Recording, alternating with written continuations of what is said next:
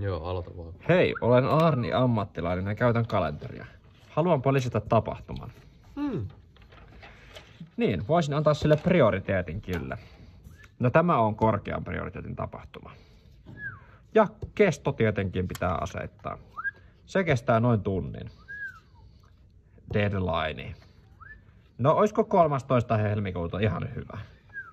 Ja ilmoituksia tietenkin olisi kiva. En sittenkään halua. Ja tallennan muutokset.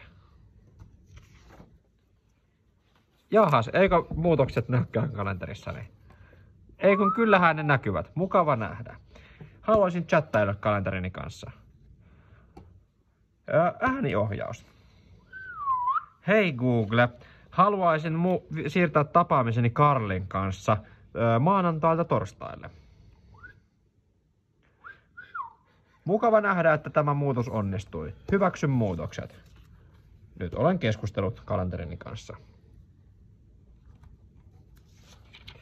Voisin vähän statseja seurata. Mitäköhän täältä aukeaa? Voisin katsoa progress-prosenttiajani. Onpa kiinnostavan näköisiä nämä statsit. Minäpä katson näitä hetken aikaa.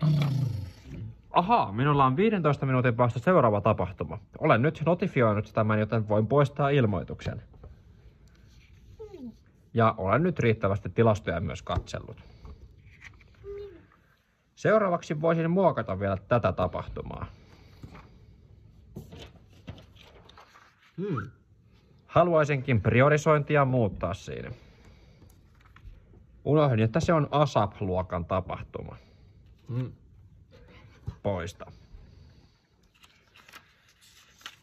Voisin vielä tehtävälistaani hieman vilkaista.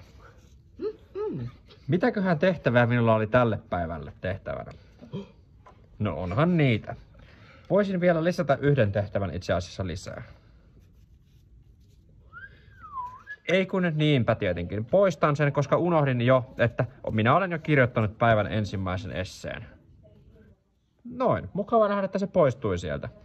Voisin vielä palata kalenteriin näkymään. Tämähän on vallan mainio kalenterisovellus, jos saan itse sanoa niin.